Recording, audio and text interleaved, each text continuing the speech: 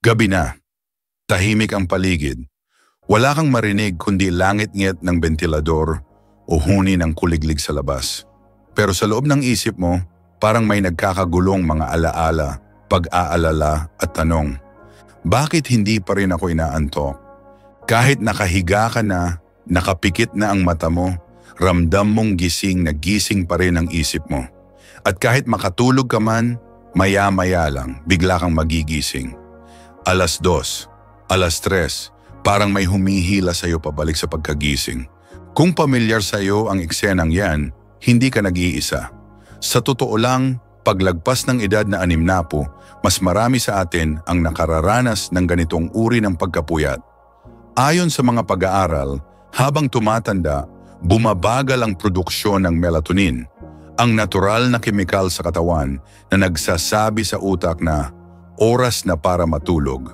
Sa madaling salita, kahit gusto mong matulog, ang katawan mo mismo ang hindi tumutugon.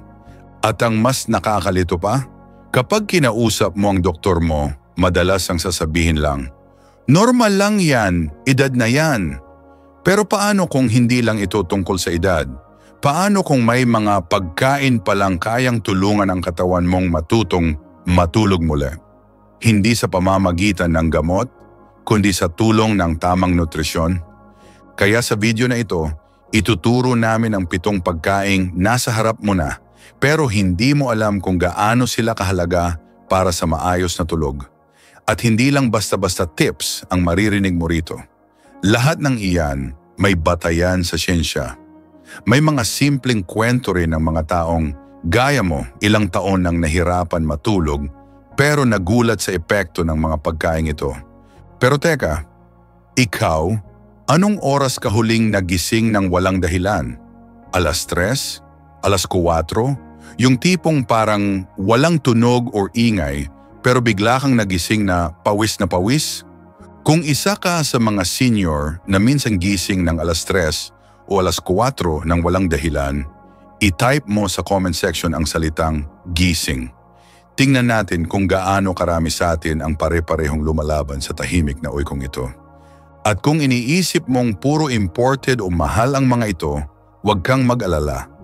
May mga prutas at pagkain dito na makikita mo lang sa palengke, madalas nga sa mesa mo na mismo. Kaya huwag mong skip ang mga susunod. Dahil sa dulo may isang bonus na inumin akong ibabahagi. Pampatulog na hindi gamot, hindi din mahal, pero matagal nang ginagamit sa mga kulturang ginagalang ang kapangyarihan ng kalikasan. Simulan na natin. Ito ang 7 pagkaing kayang palitan ng mga gabi mong puno ng pagod, pagkagising at pananakit ng tunay na mahimbing, masarap at panatag na tulog. 1 almond, tahimik pero makapangyarihan. Kung titingnan mo, parang ordinaryong mani lang ang almond. Isang simpleng merienda na minsan mong isinawsaw sa tsokolate o isinama sa fruit salad. Pero ang hindi mo alam, ang maliit na butil na ito ay may dalang kapangyarihang kaya kang patulugin ng mas malalim, mas mahimbing at mas panatag. Ang sikreto, magnesium. Oo, maraming pagkain ang may magnesium pero ang almond ay may kakaibang kombinasyon. Magnesium, healthy fats at vitamin E. Lahat ng ito may direktang epekto sa utak at katawan kapag oras na ng pagtulog. Isipin mo yung gabi na nahiga ka na pero hindi pa rin mapakali ang katawan mo. Ang mga binti mo parang may sariling buhay, pumipintig-pintig o kaya parang gusto mong gumalaw ng gumalaw. Ang tawag diyan minsan, restless leg syndrome. At isa ito sa mga palatandaan ng kakulangan sa magnesium. Kapag kumain ka ng almond mga 1 oras bago matulog, unti-unting bumababa ang tensyon sa katawan. Ang muscle mo lumuluwag, ang utak mo unti-unting humihina ang activity, at ang cortisol na siyang stress hormone, unti-unting binabawasan. At kung sakaling hindi mo pa rin ramdam ang epekto nito agad, hayaan mong ikwento ko ang nangyari kay Leonardo, isang 68 anyos na retirado mula Quezon City. Ayon sa kanya, mahigit 1 taon siyang hirap sa pagtulog. Araw-araw siyang naglalakad sa hapon, iniwasan na rin niya ang cellphone sa gabi. Pero tuwing 2:00 ng madaling araw, gising siya. Hindi dahil sa ingay, hindi dahil sa ilaw. Basta na lang siya nagigising na parang may bumubulong sa likod ng isip niya. Isang araw sinubukan niyang kumain ng isang maliit na dakot ng almond bago matulog. Nung una, parang wala lang. Pero paglipas ng ilang gabi, napansin niyang mas mabilis na siyang nakakatulog. At kahit magising siya sa gitna ng gabi, mas madali na siyang bumabalik sa pagtulog. Sabi nga niya, hindi ito parang gamot na biglang patulog, pero parang tinuturuan yung katawan ko na mag-relax uli.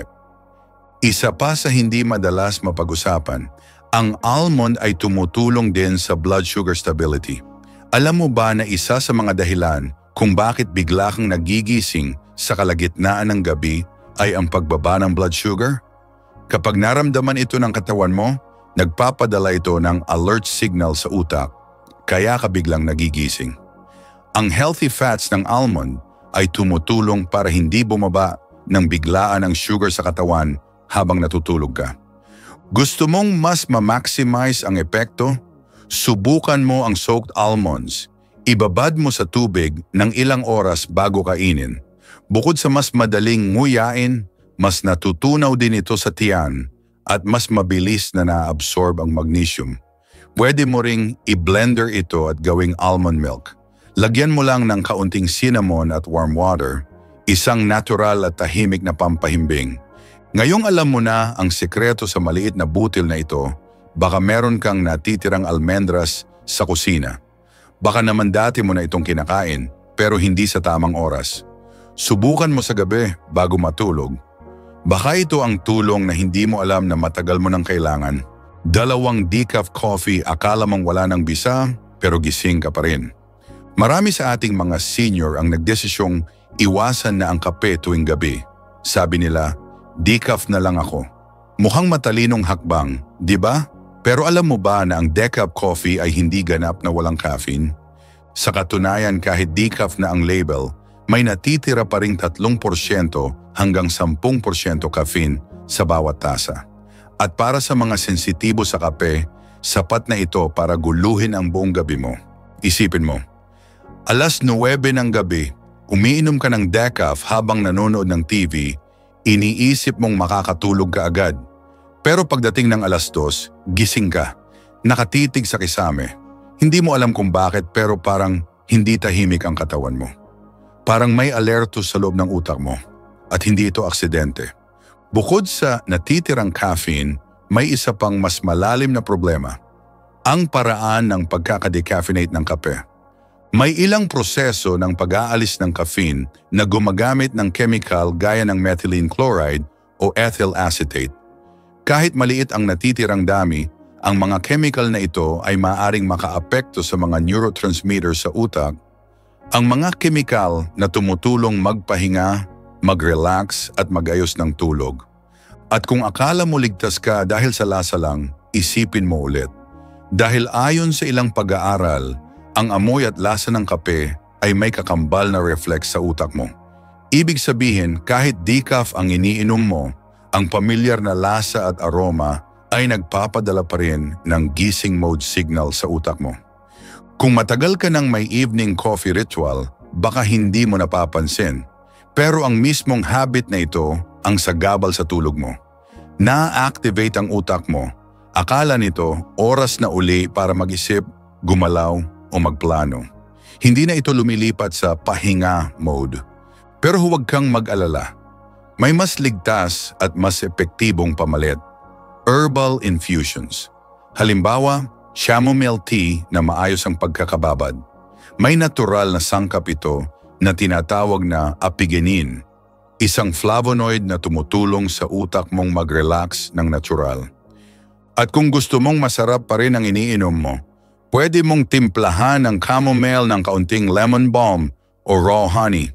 Hindi lang pampakalma, pampatibay pa ng immunity mo. Kung gabi-gabi ka pa ring may tasa ng decaf sa kamay bago matulog, baka panahon na para tanungin ang sarili mo, ito ba ang nagpapatahimik sa gabi ko o ito ang tahimik na sumisira sa tulog ko? 3 saging, prutas ng Biyernes, pero baka ito rin ang sagot sa puyat mo. Marahil isa ito sa pinakakaraniwang prutas sa hapagkainan, saging, nilalaga, ipiniprito, isinasawsaw sa asukal. Pero alam mo ba na ang simpleng saging ay isa sa pinakamabisang natural na tulong sa pagtulog? At may siyensya sa likod nito? Ang saging ay may 3 mahalagang sangkap na direktang nakakaapekto sa tulog: magnesyo, potasyo at bitamina B6.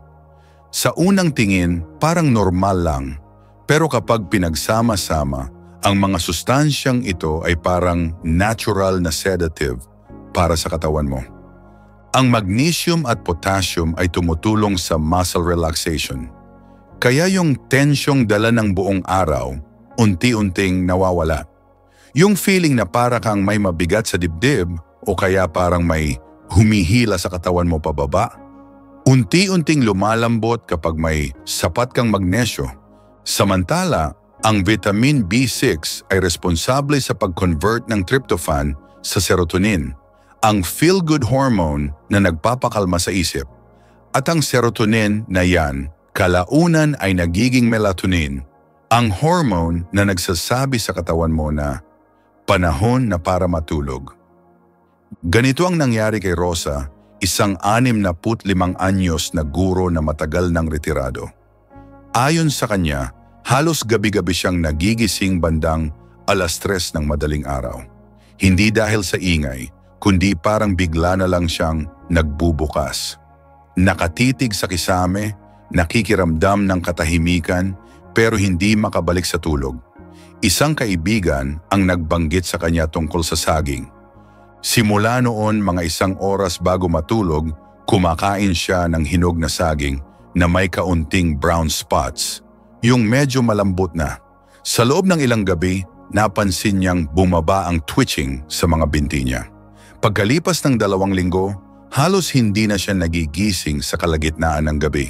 Sabi niya, parang unti-unting tinuturuan yung katawan kong matulog ulit, hindi pilit, kundi kusa. Kung gusto mong mas epektibo pa ang epekto, subukan mong ihalo ito sa mainit-init na oat milk, gawing parang pudding o smoothie. Pwede ring lagyan ng cinnamon para sa dagdag na ginhawa. Narinig mo na rin siguro ang tungkol sa green banana. Oh, yung medyo hilaw pa. Alam mo bang may resistant starch ito? Isang uri ng fiber na nagpapakain sa mabuting bakterya sa bituka mo. At alam mo ba na ang bituka o ang tiyan mo ay may direktang ugnayan sa utak mo? Kaya kapag malusog ang bituka, mas kalmado ang isipan. Kung dati ay merienda lang ang tingin mo sa saging, baka oras na para tingnan ito bilang gabi-gabing tulong sa katawan mo. Dahil baka ito yung simpleng solusyon na matagal mo nang kinakain, pero hindi mo lang nagagamit sa tamang paraan. At kung napapaisip ka na ring subukan ito mamayang gabi, huwag mong palagpasin ang susunod na mga pagkain. Mas marami pa akong ibabahagi, pero habang narito ka na rin, mag-subscribe ka na rin sa Gintong Edad kung gusto mong matutunan pa ang iba pang natural, epektibo at makataong paraan para alagaan ang sarili mo habang tumatanda. Dahil minsan, kailangan mo lang ng paalala na ang katawan mo, kahit senior ka na, may kakayahang gumaling at bumalik sa ayos. 4 cherry, maliit, matamis, pero tulog mo ang totoong lakas nito. Kapag naririnig mo ang salitang cherry, baka ang unang pumapasok sa isip mo ay dekorasyon sa ibabaw ng cake o kaya prutas na bihira mong kainin dahil imported at medyo mahal. Pero alam mo ba na sa mundo ng agham, ang cherry, lalo na ang tart cherry, ay isa sa mga pinakamabisang natural na tagapag-regulate ng tulog? Ang sikreto nito, melatonin. Hindi lang ito basta tinutulungan ang katawan na gumawa ng melatonin, kundi may taglay na natural melatonin na kaagad na naa-absorb ng katawan. Sa ideal na kondisyon, ang katawan ng isang tao ay gumagawa ng sapat na melatonin gabi-gabi. Pero pagdating ng edad na 60 pataas, bumababa ang natural production nito. Dinagdagan pa ng stress, cellphone light at irregular sleeping habits, lalong bumababa ang melatonin mo. Kahit gusto mong matulog, hindi ka agad naaantok. Sa puntong ito, pumasok sa kwento si Estrella, 70 anyos, dating mananahi sa Laguna. Sanay siyang matulog ng alas 9 nung kabataan niya, pero nitong mga huling taon, kahit anong gawin niya, uminom ng gatas, magdasal, magpatay ng ilaw, hindi siya agad makatulog. Kung makatulog man siya, ilang beses siyang nagigising sa gabi at pagbangon sa umaga, parang pagod pa rin. Isang pamangkin ang nag-uwi ng frozen tart cherries mula sa grocery. Sa simula, tinitigan lang niya ito. Hindi siya sanay sa ganitong prutas, pero sinubukan niyang kumain ng 10 hanggang 15 piraso bandang 1 oras bago matulog. Pagkaraan ng ilang gabi, napansin niyang mas mabilis siyang nakakatulog, mas malalim, mas tahimik. Hindi siya nagigising sa pagitan ng 1:00 at 3:00 na madalas na nangyayari noon. Pagmulat ng mata niya sa umaga, mas magaan ang pakiramdam, mas malinaw ang isip.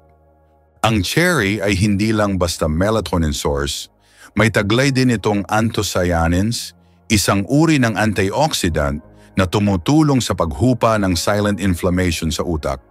Yung mga gabi na parang pagod na pagod ka kahit wala ka namang masyadong ginawa, pwedeng may inflammation sa katawan mo at dito makakatulong ang cherry. Lalo na kapag pabago-bago ang panahon, minsan ang circadian rhythm mo, yung internal body clock, ay nalilito. Ang cherry ay parang natural anchor na tumutulong ibalik sa tamang tiyempo ang tulog mo, kahit tagulan man o tag-init. Kung gusto mong subukan, piliin ang fresh o frozen. Iwasan ang dried cherries na maraming asukal. Pwede mong kainin ng direkta o ihalo sa almond milk smoothie na may kaunting cinnamon. Masarap na, pampatulong pa. At kung sa tingin mo mahal ito at hindi kaya ng bulsa, tandaan, hindi mo kailangang kumain araw-araw. Kahit 2 hanggang 3 beses sa isang linggo lang, maaari ka nang makakita ng pagbabago.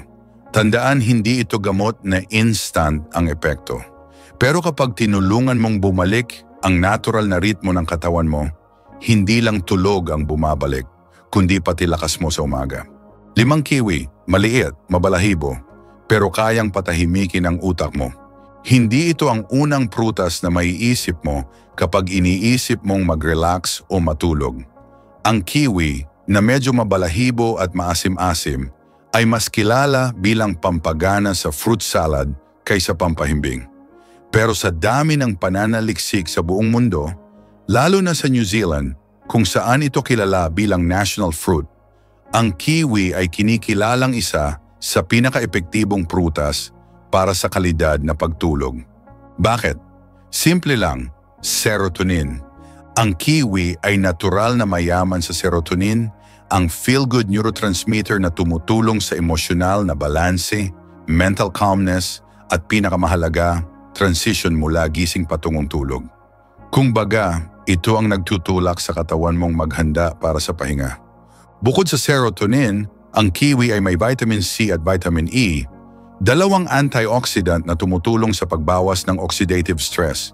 Yung pakiramdam mo na parang bugbog ka kahit wala ka namang pisikal na ginawa, maaaring dahil sa silent inflammation at oxidative damage.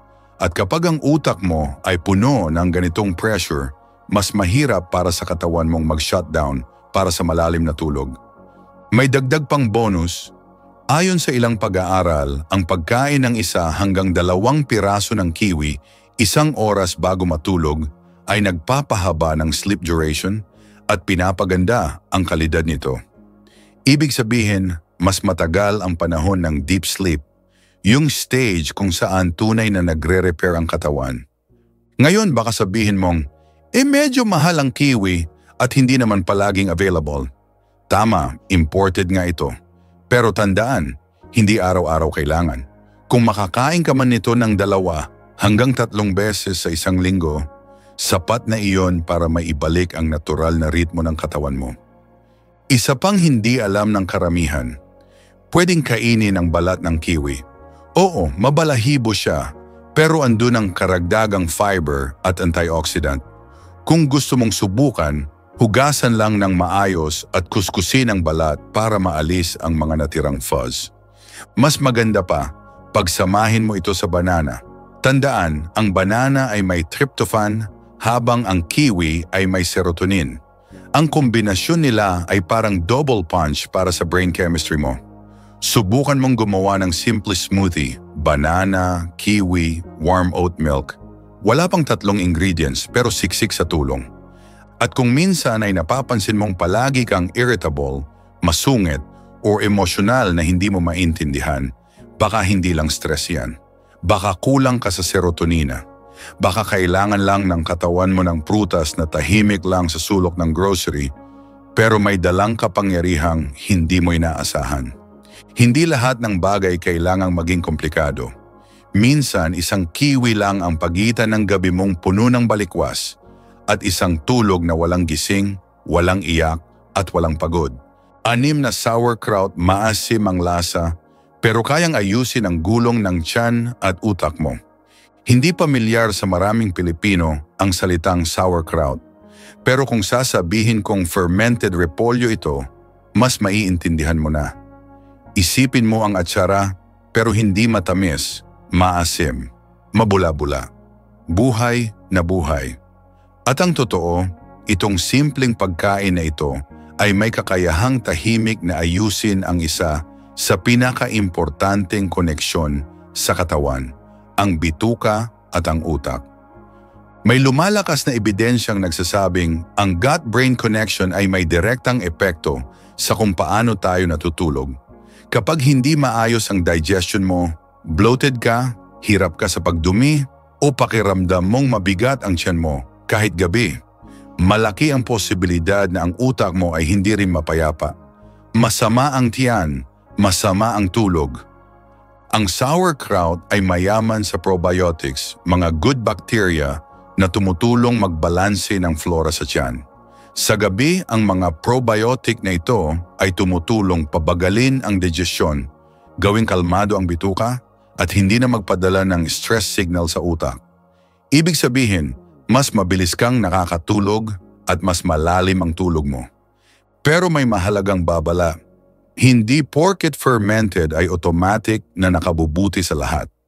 Kapag mali ang pagkain ng sauerkraut, maaari rin itong maging sanhi ng hindi pagtunaw, bloating, or histamine reaction. Kaya kung first time mo, subukan mo lang ang 2 hanggang 3 kutsara ng plain, raw, unpasteurized sauerkraut. Huwag mong ihalo sa karne, alak, o tsokolate. Mga pagkaing nagpapabigat ng tiyan at nagpapataas ng kolesterol sa gabi.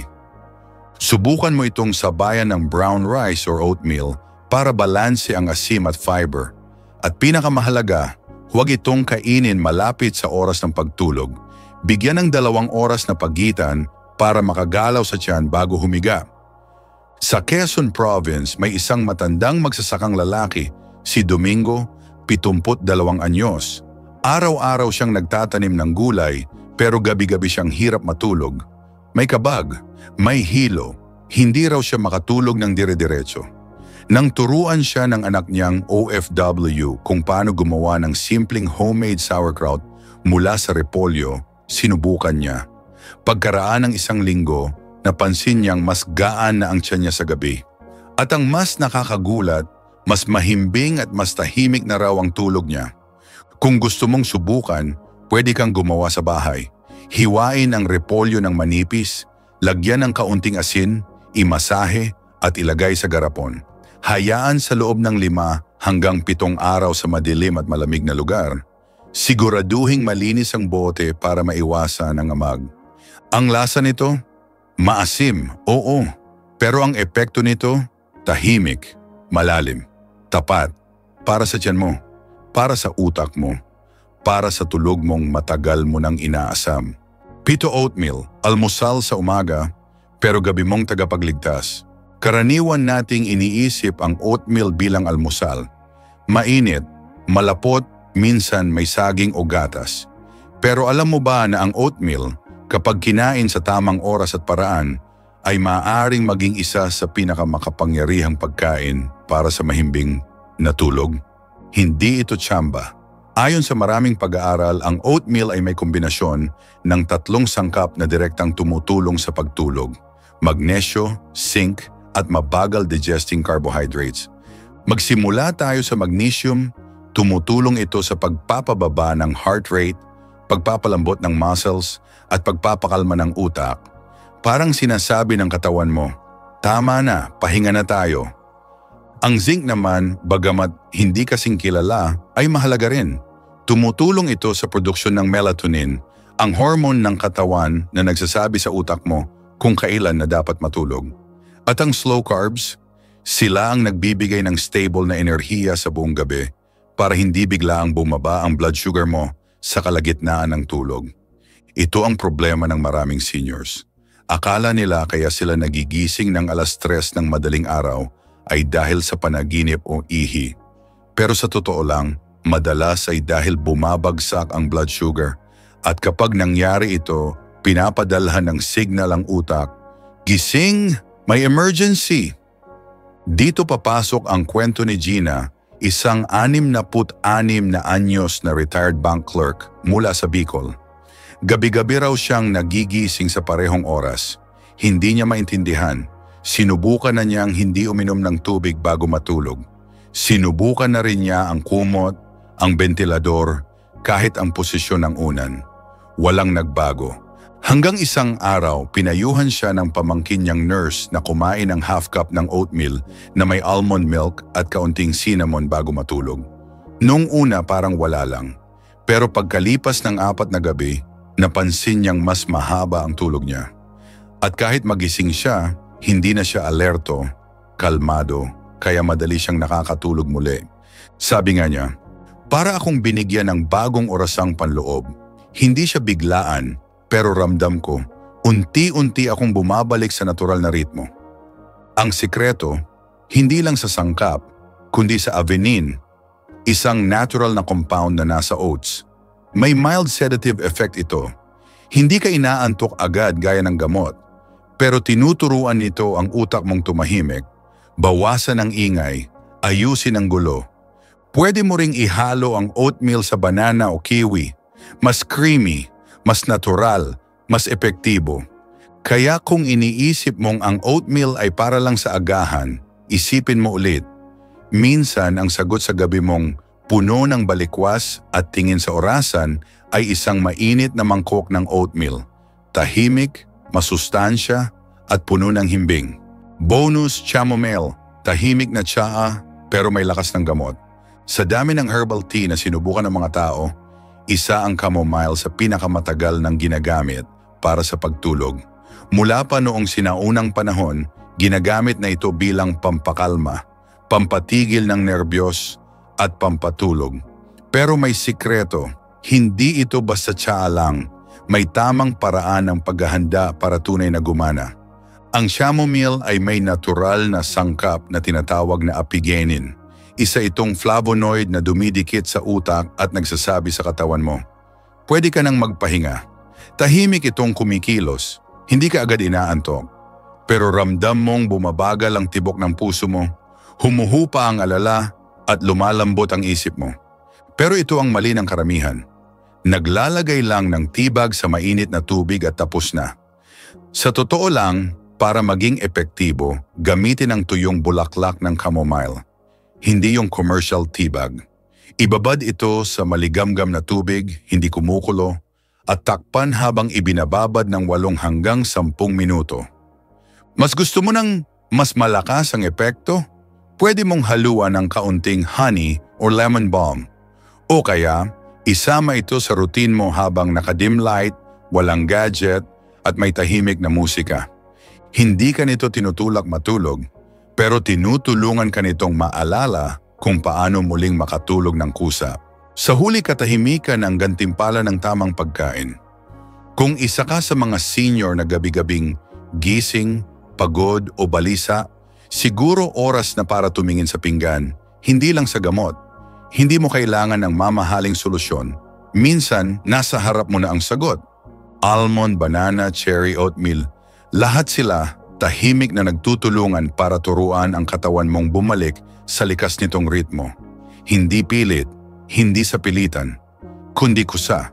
Kaya kung may natutunan ka sa video na ito, Mag-iwan ka ng komento, alin dito ang susubukan mo mamayang gabi? Mag-subscribe ka sa Gintong Edad para mas marami pang natural at makataong payo. Ibahagi mo ito sa kapwa mo senior, baka siya rin gabi-gabi ring gising. Sa tamang pagkain may himbing, sa himbing may lakas, sa lakas may bagong umaga.